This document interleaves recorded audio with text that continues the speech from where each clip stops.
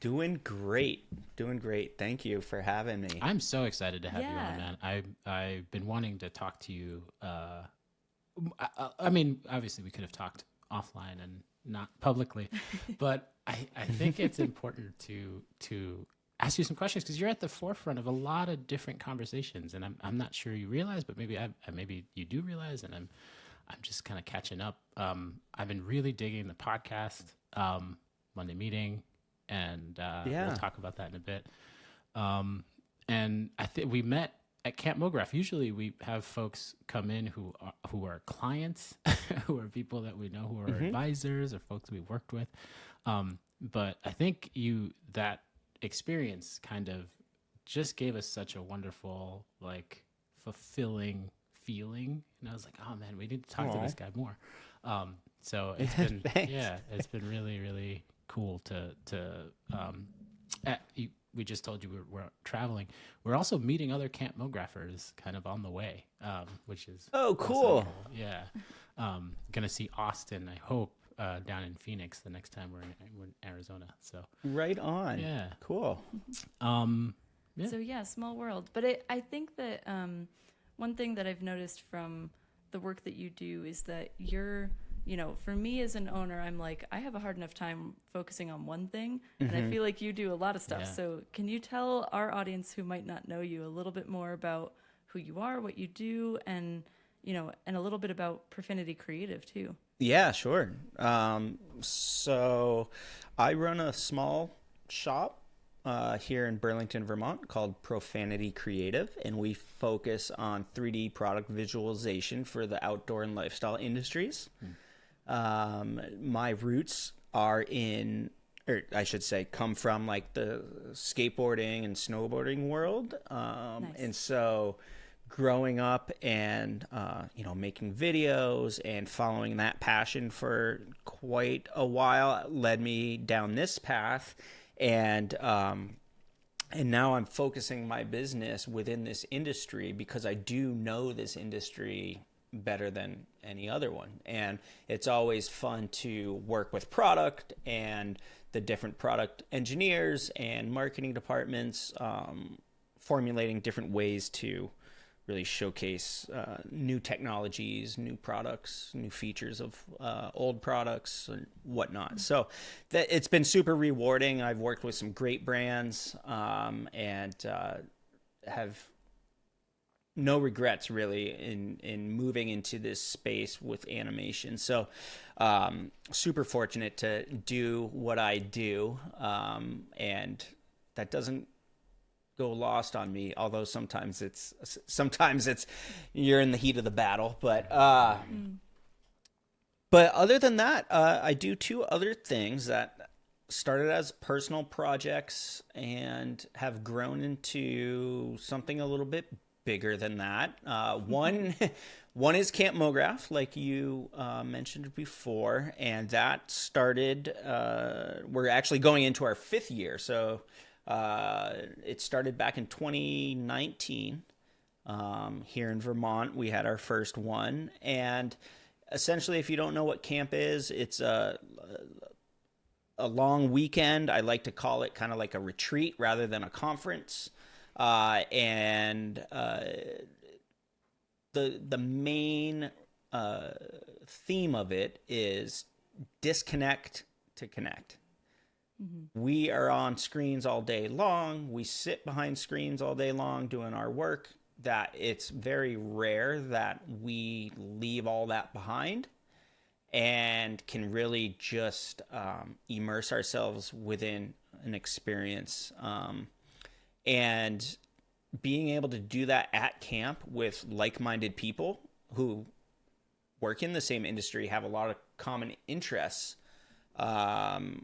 really allow you to, disconnect in the best way with other people and really get to know them, get to talk shop, get to really expand your network in a deeper way than I've seen at other conferences, and how I've experienced other conferences as well. And then the final thing I have going too is this weekly call that I do called Monday Meeting, and that's mondaymeeting.org is where you join it. And it's just a weekly Zoom meeting, and it's a wide-ranging discussion of various topics from week to week. We'll have guests sometimes, we'll have project breakdowns sometimes, but a lot of it is just an open discussion with the community and what people are dealing with or challenges they might be facing. And it's a great way to essentially crowdsource our community and ask these questions that you might not know the answer to. So we do those live every Monday at 10 a.m. Eastern. We record them, and then we put out a recorded release after. And that is more or less just to, get the reach out a little bit further. But people who didn't make the live meeting were always asking, is there a recording somewhere where I could listen? So we, started turning that into like just an audio podcast. But that's now been going since 2018. So quite a few seasons. Yeah. I think we're in season 7 right now. But it's great. Sounds like a lot of people have had quite the experience over the last 6 or 7 years here. Yes. So I'm sure there's been a lot of really interesting conversations that have come through. Yeah, and honestly, we were on hiatus with this Monday meeting thing for about a year because, as you know, making a podcast and all the post-production and a website and posting and doing all the stuff, I mean, it's a time suck. And it got to a point where I was very busy with client work, and at that time too, Liam Clisham, who was the other co-founder of Monday Meeting, was also picking up with work, and we just didn't have time. And so we ended up putting it on the back burner and just being on hiatus for a bit. But then last year, after, from what I could tell, a lot of freelance artists experienced kind of a bumpy, rocky road last year in terms of work. We had more and more artists reaching out through DMs and emails saying, hey, are these coming back? These were super valuable for me. And so just listening to the community, and I decided to fire it back up. And Liam was still off, couldn't commit to the time, but I've been lucky enough to bring Jen Van Horn into the mix and help out with co-hosting that. And it's been great, and we've seen the engagement go up, and we've seen our podcast numbers go up, and it's just so cool to, be able to essentially provide this platform for artists to get on and talk shop. 100%. I think I want to vouch for this community because it really does feel like creative AA. This is how I've explained it a bunch of times this way. And I've never been to AA, but I'm assuming you get in a circle, you talk about what's on your mind, and you kind of get this release, and other people chime in, and they feel good because they're helping, they're connecting because they're probably resonating with something that you're saying and things like that. And so I feel like it's just that for folks who are doing the creative work, and it's been so great. So if you're an artist, even if you're not an artist, I would say go check it out. At least attend one live, just because it's really interesting to put your hand up and contribute, and that always felt good. So I'm gonna try to get to more of those. We've also been super busy and trying to do the podcast and also work. It's kind of hard. Juggling a camp. I'm a little. That's probably a whole other level of crazy. Yes. So I want to dive into a little bit of your knowledge in these sort of 3 areas that you're talking about. But let's start with client work, because you've been working with a bunch of brands. We work with a lot of brands. It's a lot of I don't want to say corporate necessarily, but it's branded material, it's branded content for business purposes. And you've come across maybe a couple of different hurdles, I'm sure, probably a lot, with a couple different, maybe non-specific brands. We're not going to name any names, but I'm wondering what kind of common mistakes have you seen clients make that are looking to get this type of work done, in your experience? Yeah, I mean, great question. And, I see a lot of this, a lot of confusion. I see a lot of questions. And this is, I think, stemming more from being in the 3D world. If I've done 2D projects, broadcast projects and stuff like that, the amount of hand-holding and education on those type of projects is nowhere near the 3D stuff. I think 3D to a lot of brands and clients, it's this big black box where I tell you what I need and this Pixar movie comes out the other side. Right. And so, my biggest challenge there is that education part and really taking the time out of the busy schedule to give the education to the clients, because if they don't know what they're asking, then you're going to just be, getting caught in scope creep. You're going to be, treading water through multiple phases or whatnot. It definitely stifles the progression of the project when they just don't know what's happening. So the education has been, has always been a very integral part of my process. Now, I will throw you a curveball with this, though. And this is something that just happened at the end of last year, at the end of 2023. This has always been my MO. Education, I got to teach these people, really let them know what the workflow is all about. A lot of times I'll equate it to like a house. If we're building this project, once we're painting the walls, you can't tell me you want another room on the house, and stuff like that. But what happened this past year, and I want to almost chalk it up to 2023 just being a weird year, was that a lot of this education kind of came back to bite me. I spent a lot of time with a few clients educating them, walking through a lot of these pre-production things. More or less, I didn't have a signed contract yet. That's me. That's my bad. But I'm also one who loves to share and show you how we work. And what happened this past year was I gave a lot of this education away, right? I educated my clients. And then I saw that project posted online with a lot of the knowledge and things that I have given the client. I don't know if they took it to a different studio and brain dumped all of my information there, or if it gave them enough ammo to have conversations with other people. But that was the only time I've ever had this education part of my client interaction come back to kind of bite me in the butt.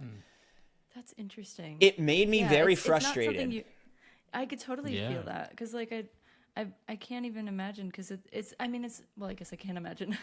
I think it's the idea that we invest so much time and love and care into the client, hoping that I think with the intention of we want them to be a partner, we want them to be somebody that we can work with over time. And I think I've talked about this recently, where I feel like I want to make sure that in our client relationships that they never feel like just a transaction. Yes. And so that's where it comes back to me to kind of see that happening. I'm like, oh, it feels like you were treated as a transaction rather than an equal partner. And so I totally get that feeling. Yes. It sucks. Yeah, that does suck. And one thing that I have always put at the forefront of everything that I do with clients is that I want to be a partner, not a vendor. Right? Yep. And that's part of the reason why I go so deep with some of this education is I'm going to commit my time and energy and my knowledge to you, because I see this as a partnership, and I don't see this as we're going to do one project and then I will never hear from you again. Yeah. And honestly, getting bit in the butt a few times this past year, it made me very frustrated, and I got a bit hot and bothered. But I then had to like cool my jets a little bit and come to the realization that these aren't the clients I want to work with anyway, right? If this is what they're going to do, then who knows what that vendor who actually executed the project had to go through. Maybe there was 10 revisions and there's all these I don't know. If someone's going to, essentially take it and then leave, those aren't the clients I want to spend time with anyway. So having to kind of, ground myself and really look at that big picture took a little bit of self-discipline to do that. But I think it was a blessing in disguise. Definitely. Yeah, I wonder, since we're on this kind of train of challenges a little bit, I'm curious if, being fellow New Englanders, yeah, I wonder if you've experienced challenges on a regional front. Like if you've had, because you mentioned that you're specifically working with lifestyle brands and outdoor recreation.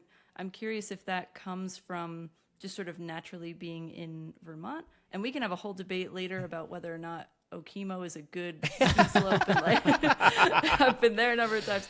But yeah, I'm curious what sorts of challenges you've dealt with on whether it's the client side or just being a studio owner in New England. Like what challenges you've run into there and how you might have overcome them. Yeah, no, it's a great question. It is challenging because there really isn't much. Like I'm here in Burlington, and we have some post studios, we have some great outdoor brands and stuff around, but the scene here is very small compared to like a city or even just California in general, right? Or Boston, I would say, or even Boston. So it has been challenging in that sense, but I've been doing this pre-COVID, right? Like working remotely, working with brands remotely. And I guess this is one of the best things that come out of COVID. People don't even balk at the idea that you're not in that same city anymore or that state anymore. And, pre-COVID, you had to sell that in a little bit more. But now everyone's just like, oh, yeah, Zoom and we can do this and Slack and yada, yada. Like, all right, easy. So that's been great. And really, most of my work and most of my clients are outside of the state. Right. I do a lot of work within the action sports industry, and that primarily is based in California. We have like Burton Snowboards here in Vermont and Rome Snowboards here in Vermont and Darn Tough Socks and stuff like that. But for the most part, there's a lot of brands that are based on the West Coast, I should say. Yeah. So it's been a little hard to like break into like the local industry, or I don't want to say industry, local brands. I've done work with Burton in Rome and Darn Tough, and but I guess I'm trying to think of the best way to say this. A lot of times the budgets aren't there with some of these local, more regional projects. Totally. And the one thing that I have just found year after year, and the more every project I go through, the more knowledge I gain. But no matter what, a 3D project that if you need 5 seconds of animation or 30 seconds of animation, there's just the prep time to get to animation is a lot. So,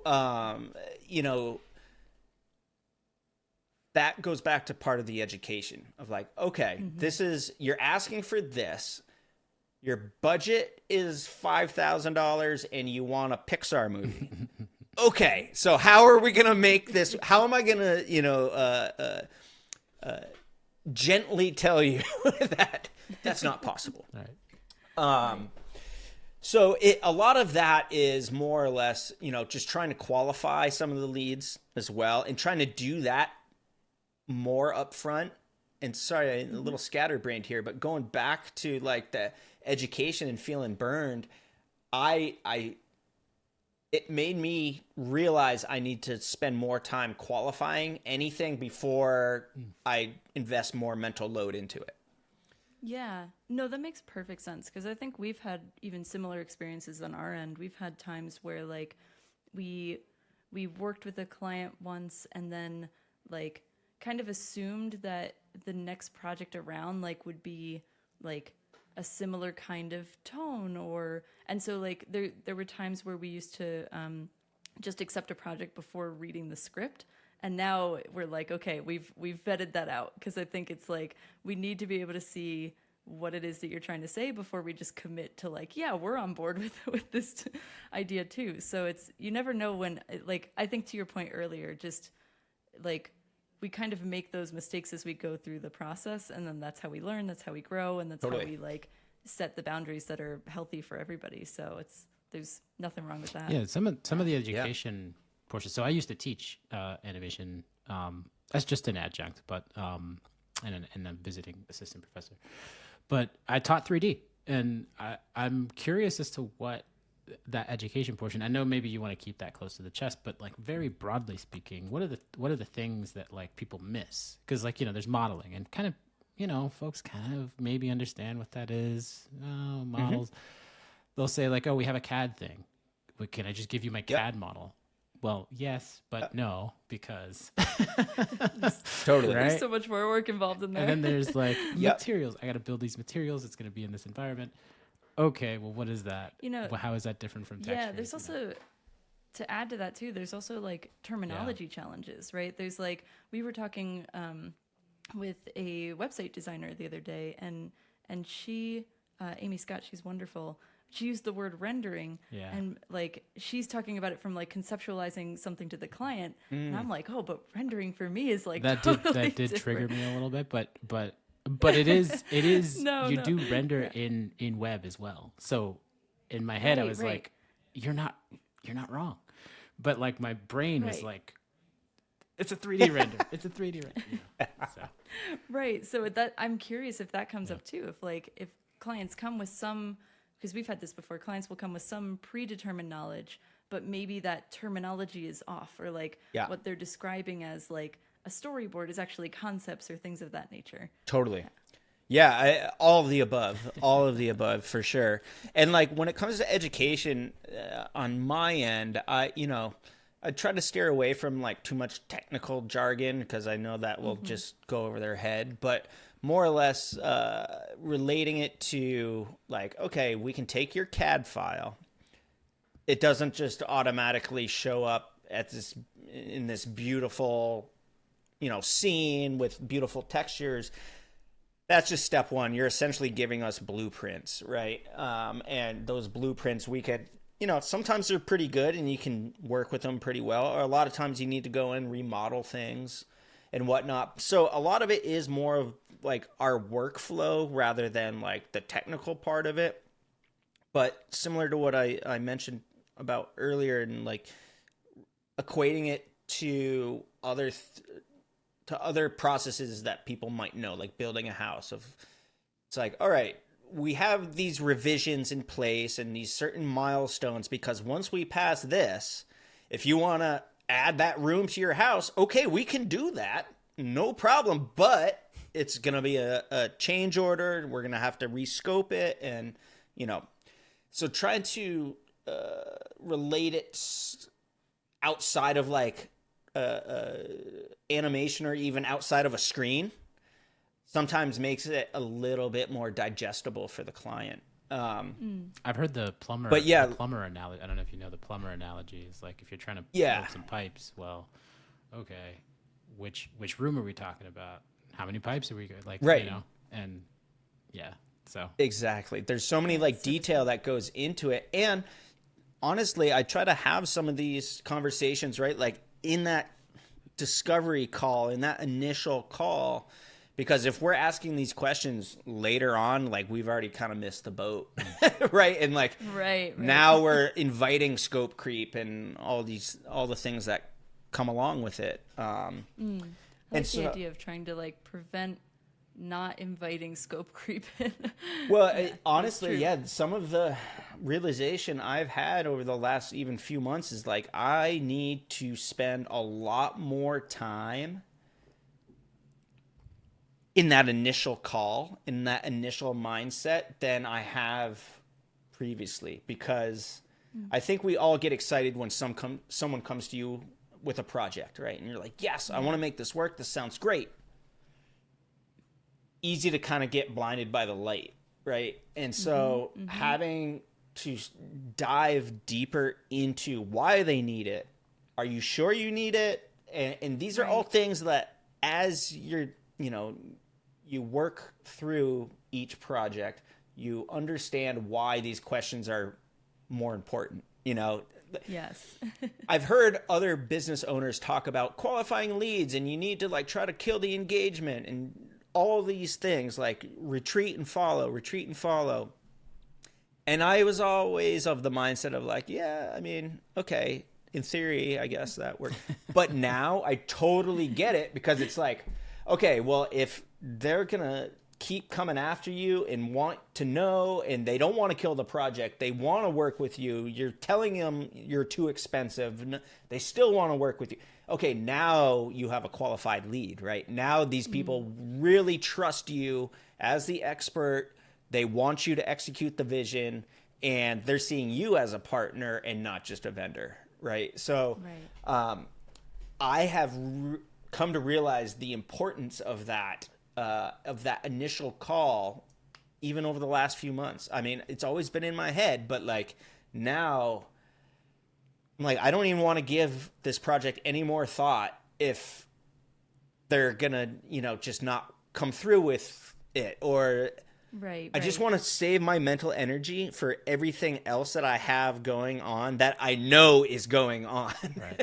Right. And that, I think there's something to that like you also know that the things that you have going on have like, especially because it sounds like the work that you do is a bit tied to some of your personal interests and passions, which I think is like a wonderful sweet spot to be in. Because we've talked about this before of like when creatives start a studio and they're like kind of always in survival mode and just like take whatever you can, even if it's not something you're necessarily proud of. And like, it sounds like you're at this really interesting point though, where not only are you working through, I think, the problem that every studio faces, or every owner faces, where it's like, I have a million different tasks that I can do to build out the business back end of things, to like, ask more questions during sales calls and try to figure out different pipelines and processes.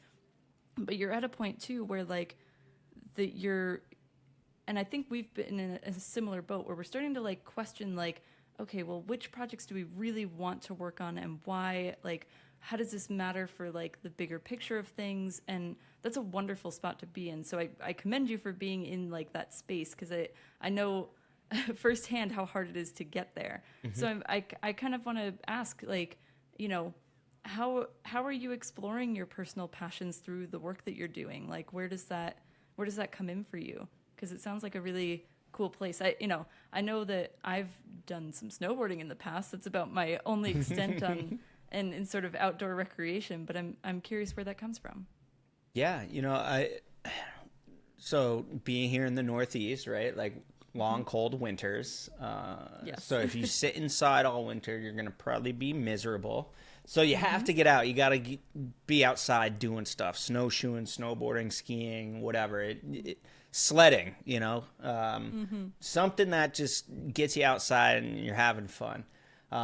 So I've always been a big advocate of that. Growing up here, I've always been outside, again, always in the sports things, but have been primarily focused in like action sports, and like I love mountain biking. I love doing things where, it takes you away from our screens, right? It gets some exercise going, and I'm willing to bet I've had some of my better thoughts while I'm out there climbing a hill on my mountain bike, hating life, Totally get it. But it's like, you hear people talk about, oh, I had this shower thought, right? And it's like, oh, okay, right. Or like this aha moment. A lot of that is a lot of those times are when you're not listening to a podcast or watching a TV show. Or it's like when you can kind of block everything else out, right? And one thing that I get through snowboarding and mountain biking and stuff too is that you need to be present, right? You need to be completely present, and if you're not, you're going to probably hit a tree. You know? Right. And so it's a great way for me to, focus my mind, my energy a little bit more, and I don't know, just be away from my life for a minute. Yeah. That sounds terrible, but like No, but like I think exercise yeah. and getting outside, fresh air. I mean, I don't want to go too Vermont hippie on you, but like people talk about like grounding, right? Like putting your bare feet on like the ground for 2 minutes a day, and there's energies and stuff. And I mean, I believe in that stuff. I don't know. I think the power of being outside is something that is real.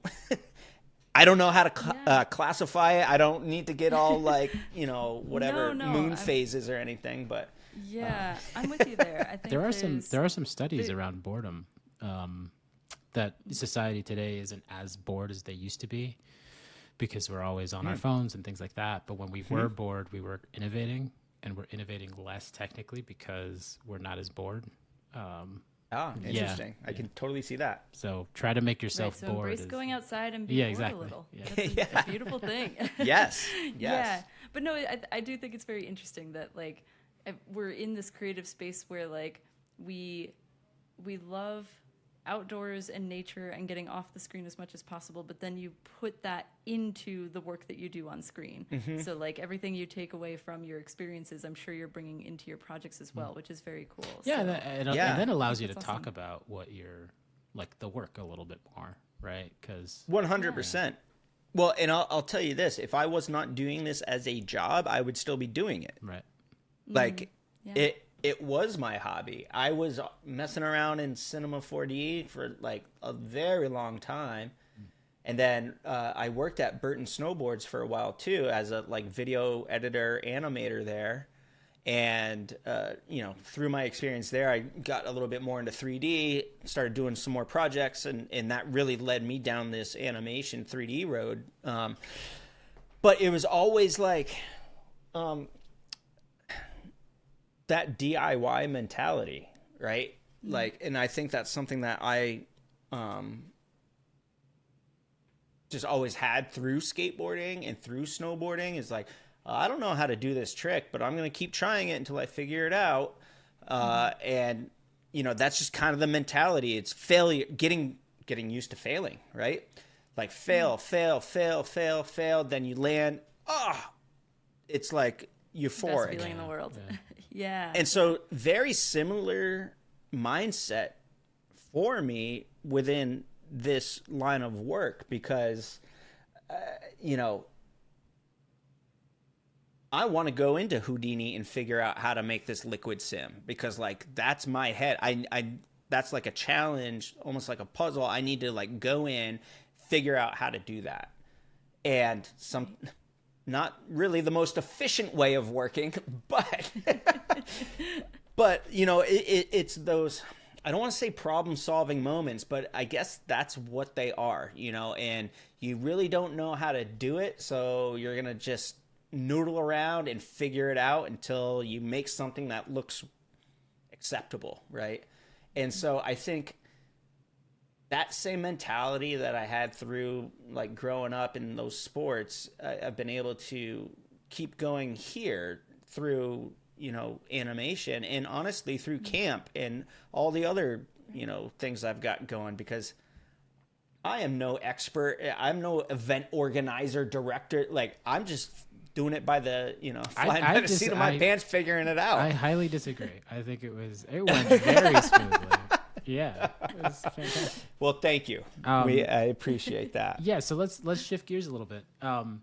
So the Motion Mondays thing I described as creative AA, and you said you were doing it for 7 years now, with like a year of hiatus. Yeah, Yeah, we started in like 2018. Okay, yeah. so it's pretty wild to think. I feel like you running those means, to some capacity, that you have some information that maybe no one else has, because these are creative folks who are coming to your door and kind of releasing some of their struggles, the things that they're dealing with all the time. And so my question to you would be like, what kinds of issues are you noticing that are happening in the freelancer community at this moment? Because a lot of them are freelancers, I think. Some of them work in-house, some of them work for brands, Yeah, and things like that. But Yeah, but I think that to add to that question, I think there's this idea that, like, you know, freelancers are dealing with different challenges, slightly different than like a studio owner might be, but they also have some very common like threads between them. And I'm sort of curious on the freelancer side too, like, you know, what have you noticed that, like, on the client side, like, clients could be doing better to support the freelancers through what they're going through? And even studio owners, what could studio owners do to support freelancers? Because, like, I think in the same way, like, freelancers also don't want to be just seen as a vendor or a transaction. Sure. Yep. So yeah, I'm kind of curious there. Yeah. So a few things that have kind of bubbled to the surface, I would say even over the past like 6 months or so, has been, one, the struggles of trying to find work. I think we're coming off a few years of, you know, a pretty nice boom in animation. You know, when live action shut down for COVID and people were leaning into animation because that's really the only option they had at that point. You know, people were throwing a lot of money around and it was really easy to get jobs.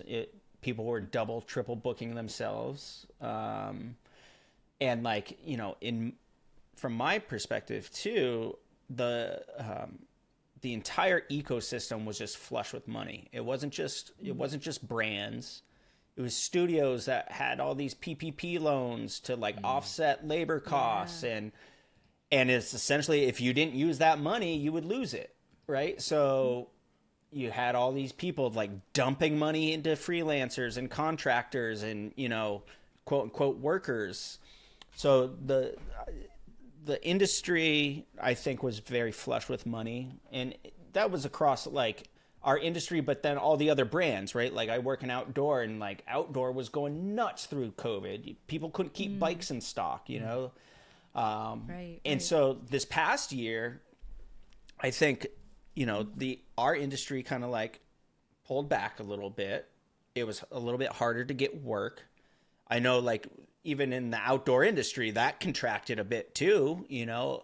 And so looking as well, like globally, because our community is a global community, we have people from all over the world that join. That just the macro economy and the macroeconomic factors that were at play last year, with talks of recession and all these things, had these companies holding budgets and like freezing budgets or just not spending as much as they had in the past. And I think that freaked out a lot of people because it slowed work down, but then it had a lot of people like questioning their worth and like self-doubt. Right. I mean, I was going through it too. I'm like, wait, what the heck just happened here? Like, how is it this slow right now? Like, normally Q4 is bonkers for us. And last year it was like really quiet. And so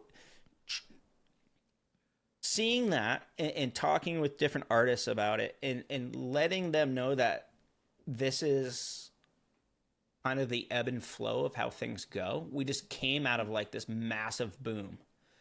Of course, things will contract a little bit, and it's going to feel like it's the end of the world. But honestly, it's probably back to how it was pre-COVID, right? Right. So like we have to kind of keep perspective with that.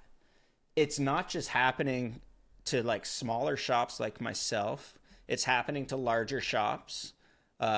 People were not getting the budgets or not getting the approval for certain projects until right at the last second, and then scrambling to try to find artists.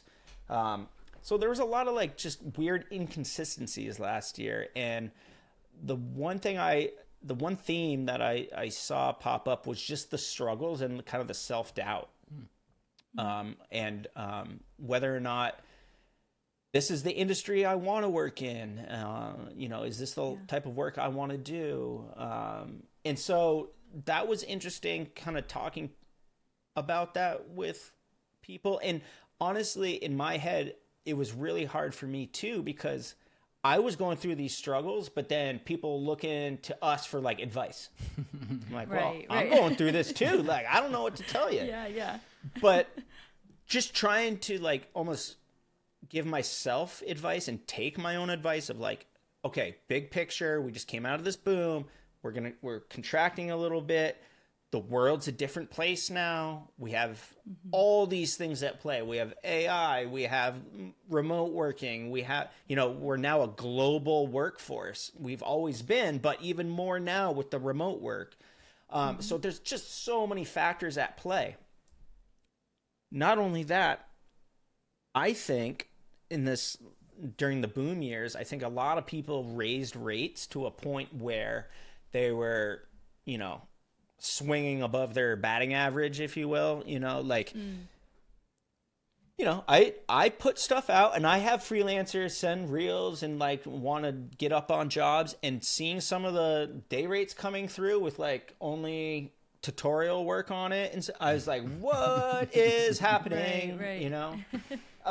And so in a way, I think our industry kind of just got, punched in the mouth a bit, and probably for a good reason. Like it humbled everybody a little bit, and it kind of brought people back down to reality. And so, yeah, I mean, it was that. I'm trying to think if there was anything else. I mean, a lot of burnout, I would say too, because the last few years people were double, triple booked. That now it's just like, I don't want to do this project now for half the price that it was 2 years ago, because it's half the price it was 2 years ago, or whatever it may be. But then I think what's led to that burnout too is through these down and slower times, people were like looking for outlets. What course should I take? What should I be doing? Like that kind of hustle mentality, which I honestly believe is a good mentality to have. Like if you don't have that like drive to do it, then maybe you're not cut out for it. But that's a whole other conversation, I guess. But just being burnt out of like the mental load of like, oh, I'm not getting hired because I must suck. So I need to go learn Procreate Dreams now. I need to go take this class on this. And just like thing after thing after thing after thing. And it's like, well, I don't even have the mental capacity to sit in front of my computer for the next 8 hours and watch this course, And kind of that whole rat race combined with self-doubt, I think really hit people hard this past year.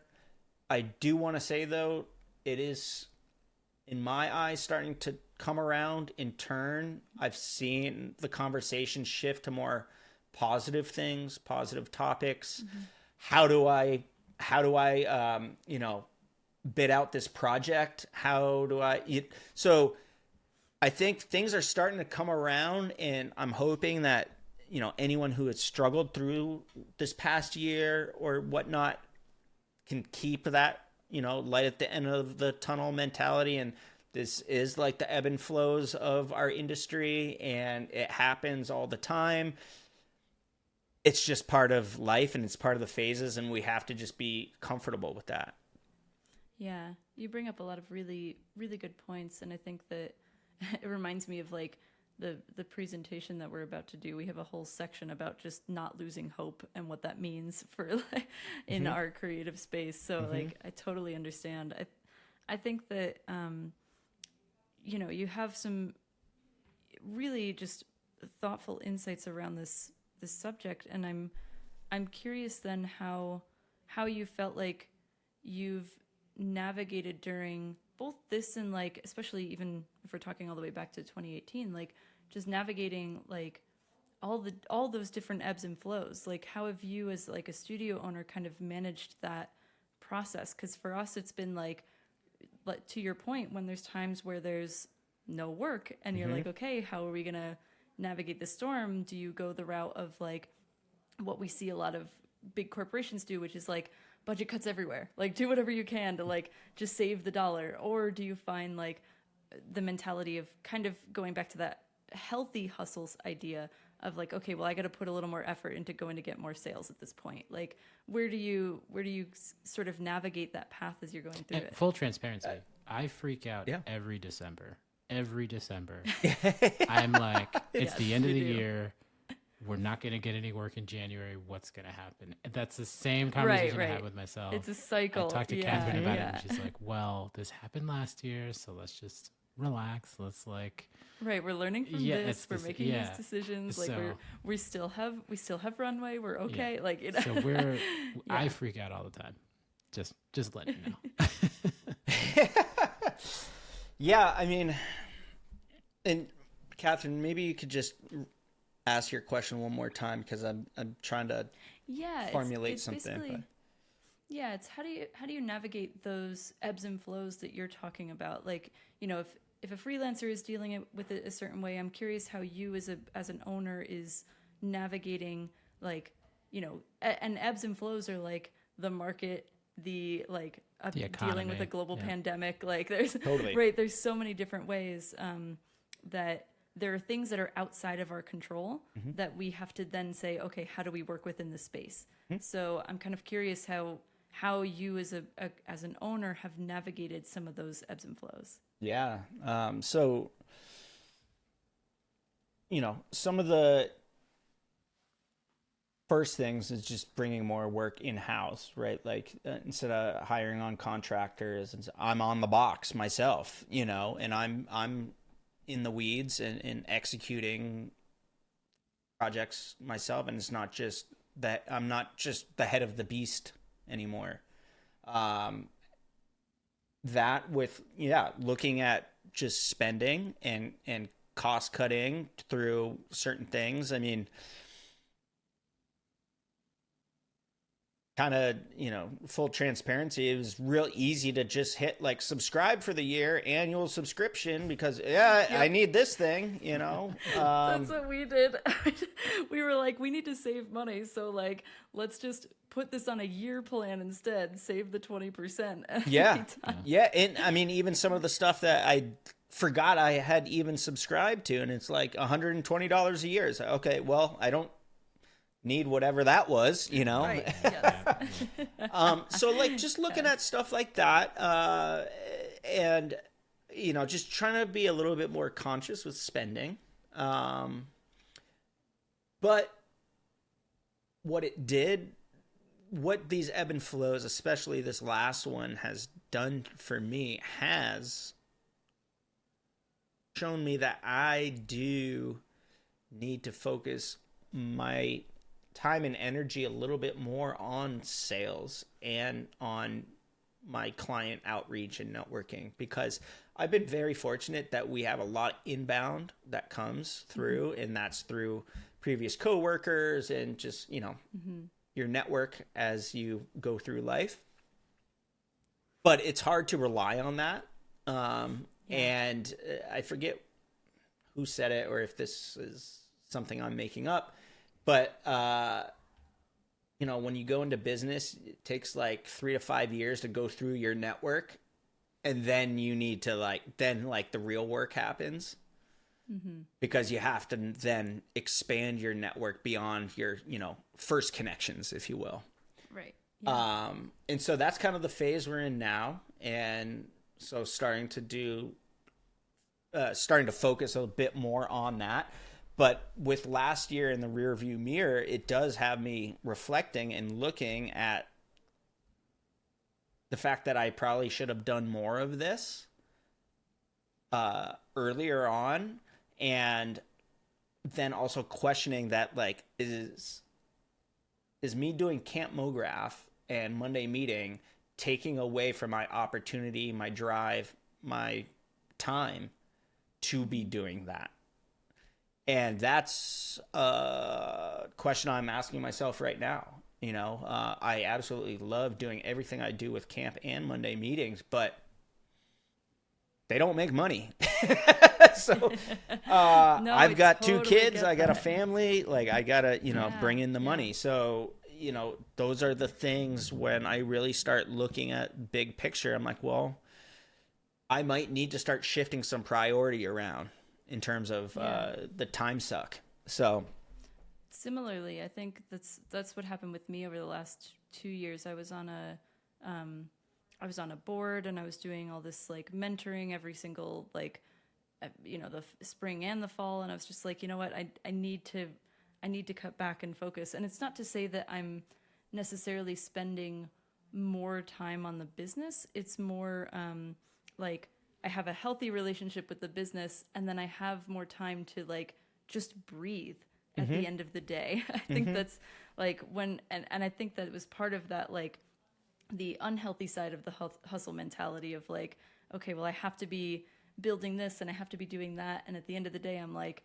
okay, well, where's my time? Where's my time for just getting outside and putting my bare feet on the ground and just relaxing? Like, so there is something important to that. So I appreciate your transparency around it, because I think that it's something we don't, I think, as owners talk enough about, but is very like integral to our survival as people in the company. totally. I remember. Well, Sorry, I was just gonna say. I remember year 3. So statistically, startups fail after 3 years. Like the 3-year mark is like a big hurdle, and then there's a 5-year mark. And I remember I was doing ad club. I was on a board for the ad club of Western Mass. Great board, and I loved being on it. But I knew that if I didn't put in my effort for that 3rd year, that we were going to fail. And I was like, I need to shift this time so that I'm more focused on this stuff. So yeah, totally can agree with that. Well, and I say that too, and then like if I were to get rid of these extracurricular activities, I would then probably be like, oh, I'm bored. I should start an event. right. Yeah, there's that itch. Yeah, that's true. It's that like we just naturally have it where it's like, oh well, I'm still gonna fill my time with other things, and like it is an interesting habit. Yeah. And even on the flip side of all this, like with the camp stuff, like there are times where I wish I didn't have to do client work and I could go all in on camp. And like, what could camp be if I spent a full year working on it, like full time, Yeah. And so like, there's all these, questions that I'm always asking myself, but it's, until camp's profitable enough to give me a livable wage, then I don't have time, or I can't make that happen quite yet. But yeah, so it's always wrestling with like, I want to do more here, give more back to this community. But then, I can kind of just be head down doing all that, and then, forget time to breathe. And the hardest thing now is with my kids getting older, spending the time that I want to spend with them. And I feel like I have a really good balance right now. I feel like I am spending a lot of time trying to make it to soccer practices and games and stuff like that. But, running a business with a camp, with this other podcast thing, then 2 kids with all the prep, like the mental load, I'm running like full capacity right now, and sometimes I get very overwhelmed by that. But then it also makes me think like, it's also kind of maybe who I am. And, it's, I didn't take all this on against my will. I've added it to my plate because I've wanted it. So yeah, kind of just wrestling with all that, and trying to carve out a little bit more time to disconnect right? And really like be present, because it's super easy for us to go from the phone to the computer to the game to then this and this and this. And you're like, wait, a week just happened. Yeah. But I think I admire that, like, because I think I've gotten to this point too where like I'm very self-aware of when I'm at capacity now. And it's like to know when you're at that point is such a, like, it's like a weird blessing in disguise because now I can be like, okay, I know that if I keep going down this track, I will burn out. Like the signs are here. Like, what can I do so it's like a great preventative measure to have that self-awareness, to be like, I'm at my capacity. Here's what I can do to prevent this from happening. Let me take the time to reprioritize what's important to me in this moment in time. And like, that's a great thing. So like, I think I know it's always stressful in the moment, but it's wonderful insight to have. Yeah. Yes. Yeah. I don't know what you guys are talking something about. I'm always, I'm never stressed. Right. Well, yeah. and Good for you. Good for you. what I say about like my kiddos is like, the days are long and the years are short. Right. So like when you're caught in that minutia of like your day to day, it's like, oh, this sucks. But then like when you look back at the year, like, oh, I did that project, this project, that project. Wow, that was awesome. So yeah, I have to remind myself of that. Yeah. No, that's really important. Cool. Yeah. And just, being mindful of time too. I want to shift gears a little bit back towards this camp idea and about, going back to getting outside and sort of deconstructing this idea of like trying to figure out how we not dissociate on screens. Let's get into nature. That's a great thing. How do you think, where do you see Camp MoGraph going? What do you like? Is it everything you want it to be right now? Is there more that you want camp to become? Like, what does that look like for the future? Yeah, that's a great question, and it's a question that we are currently wrestling with ourselves. And just like you said, Will, like you kind of have your 5 year kind of like milestones, and a lot of people plan for like the 3 to 5 years out, and so we're coming up on year 5, and it's just been an incredible ride with camp. And we absolutely love it. It's the one byproduct that I never, ever saw coming was that it would really expand my Rolodex of artists I know and people I can work with and studio owners I can ring up and talk with and Podcast you could be on, like podcast I could be on, all the things. Huge podcast. But just I never expected that to kind of come of it, and so that's been a very nice like byproduct of the whole thing. But the it's hard to keep this thing going every year because it doesn't make money. I mean, it makes a very nominal amount, like small amount, enough for us to like feel good about ourselves because we can make a little bit of money, but like not much. But the it's a big undertaking because like the day after camp ends, we start planning the next one. Like, right. Because it would make sense for us to like take time off and really appreciate everything we just did and, really kind of celebrate that.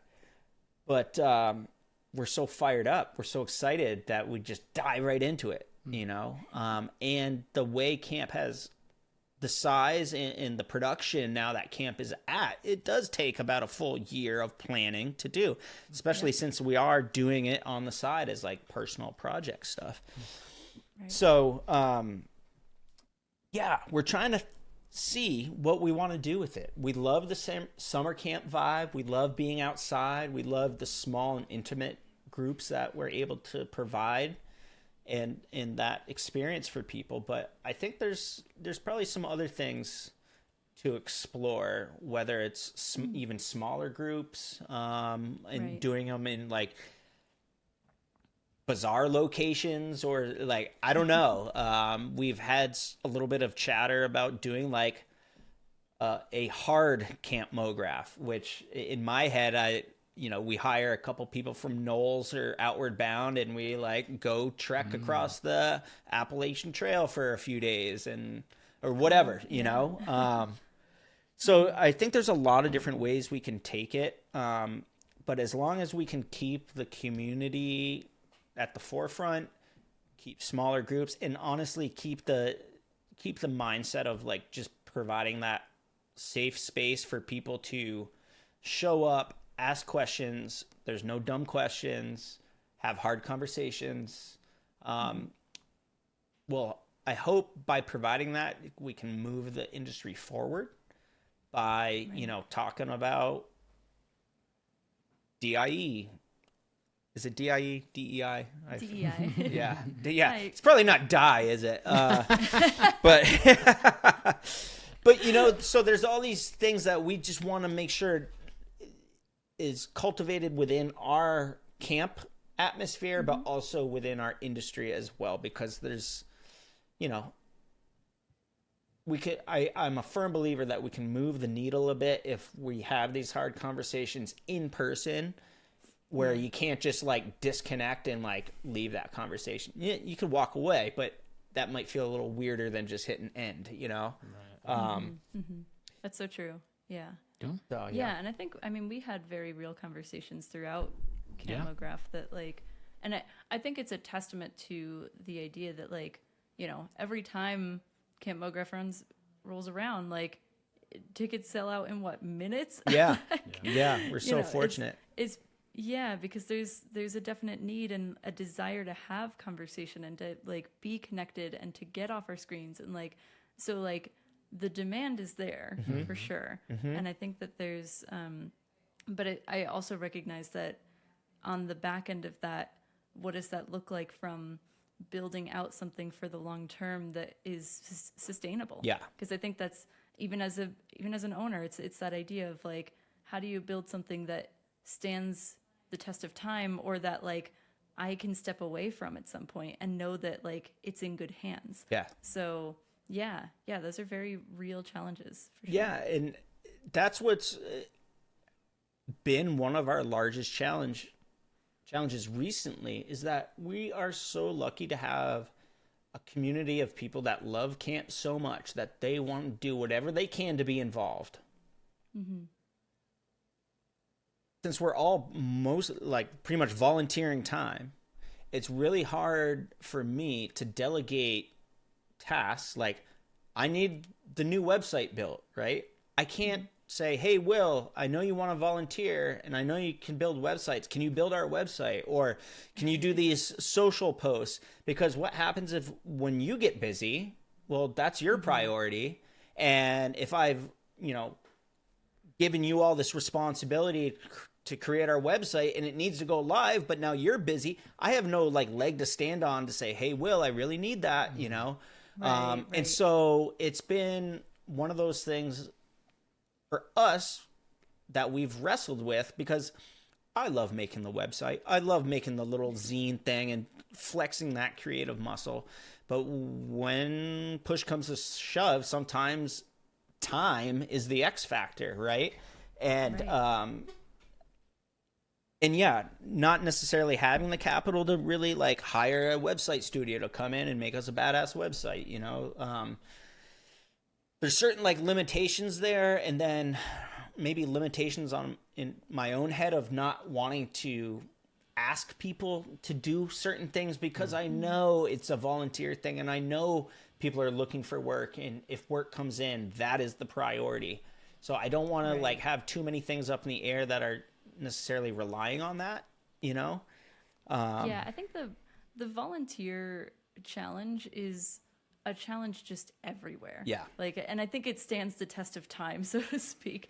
I've been on volunteer boards. I've been in volunteer, sometimes I'll say, as a volunteer in the past, it's sometimes I'll I'll start it. So I'll be like, oh, like if you need anything, just let me know. Right. And then they might take a mile out of that and be like, oh, well, can you do these like 7 things? And I'm like, okay, well, I said I'd help, but like there's a line here somewhere. Yeah. And so I think there's like, I don't know what it is that, but I totally get that feeling of like, with volunteering also comes a sense of accountability, but how do you build that in when it's just a volunteer position? I think a lot of creatives deal with this when they're trying to make short films happen and Yes. everyone's committing their own time. I've done that before. And so, yeah, I don't know if there's ever been like an easy solution to that, but I get where it's coming from. Yeah. I will mention there have been some successful volunteer companies. Wikipedia is a big one. Mozilla, Firefox is another one. So it is possible. This has happened. Yeah. There's so, gotta be a better yeah. way. So I would just look into their origin stories, because I think it does take a little bit of your like letting go of your own fears. I think you're talking about like I don't want to ask because I don't want to get into that place where I feel bad about, coming back. And I think that's all internal, right? There are some people who are out there who are like, oh my God, I really wish I could work on this website. Right? Yeah. Right. So, I don't know. It's sure. just one of those things. But I do want to keep in mind time. Yeah. We're a little over of our thing. But Mark, thank you so much for coming on. Unless you want to keep going, we can always keep going. Well, I'm curious how. Yeah, I've got until noon. But I think I've got until I've got 19 minutes left on my schedule thing here, so okay, we've got time. Yeah, so maybe I'd love to ask, like, where can people reach out and like connect with you, especially for all the different endeavors you have? How can they follow the work that you're doing? Where can people go? Yeah. So Prøfanity Creative, you can find at prøfanity.tv and prøfanity.creative on Instagram. If you want to reach out to me through there, it's just mark at prøfanity.tv. And then Camp Mograph, if you want to learn more about that, it's just campmograph.com. And this year, I forgot to mention too, we have another camp. We're doing 2 camps because why not? Yes. And why not do it on the other side of the world? Yes. Yeah. In Australia, no less. Yeah. Lesson learned there. If you do another camp, don't do it on like the opposite side of the world, because finding meeting times is really hard. True. But campmograph.com, and we're going to be launching the new website like this week, hopefully. So you can find more info there. But for the Camp Mograph Australia camp, that's campmograph.com.au. So that is an Australian URL. And then if you want to join Monday meetings, you can go to mondaymeeting.org. And you can contact us through that or join the live meeting at 10 a.m. Eastern time on Mondays. And then traditionally we try to get the recording out the next day, and that gets posted on all the different podcatchers of choice. We post through Spotify because they make it really easy. But yeah, you can find those episodes there. Some great content even from years ago with some interviews and stuff, so feel free to dig through some of that archive. But yeah, I think that's pretty much all the links. Awesome. And I have one. I was going to say, just for a name like Prøfanity, you have not sworn once. I was waiting for some like an F-bomb or something. Well, I want to be respectful of your podcast, Will. And we swear. Sorry. Should have mentioned that right off the bat. But yeah, okay. So I have one final question, which is circling all the way back. Yeah. Which is, where is your best location for skiing and snowboarding in New England? Go. Ooh, that's no pressure. Boy, that's changed in the last. Choose it. I will say this: best terrain on the east, I still firmly believe, is Stowe. Oh yeah. But I don't like Stowe anymore because they're part of the Vail Mountain Resorts group now, and they kind of ruin that mountain. I They totally veil get you. Yeah. There's quite a few stickers around here with it. It's like the Disney stick. It's Disney Resorts, but it says Vail Resorts. But they have phenomenal terrain. Nothing you can really find anywhere else. A close second would be Smuggler's Notch, which is essentially across the road from Stowe. And then Jay Peak is also up there too. They get massive amounts of snow. They're up by the Canada border, and yeah, they get smashed with snow. So if you're a powder chaser or something, it's definitely a spot to go check out. But I've been to all the other spots too. So, but I would say those would be my top. Yeah. Awesome. That's good to know. Yeah. We're one of these that within the next 2 years, I'm making it, happen that we're getting Will out on the slopes at some point. Let's do it. Gotta happen. Let's do it. We'll even get you a sled if you want. It doesn't matter. Like, you just slide down the snow with us. Yeah, exactly. We can go tubing. We'll have a good time. It'll be great. Yes. Awesome. Well, thank you for taking the time out of your day. Of course. We really Thank appreciate you. it. This was really insightful. So I think there's going to be a lot. We'll have a part 2 at some point. Yeah, To awesome. be continued. Yeah. Well, I Always really great to meet fellow appreciate creatives. you inviting me on and having me and being such a great champion of the camp, Camp MoGraph, and your experience there, and the Monday meeting stuff as well. Thanks for being parts of those communities, and yeah, we really appreciate it. Yeah. Look forward to collaborating. So yeah, let's do it. It'll be a good time. Yeah. All right. Awesome. Well, thank you again. Of course. Bye.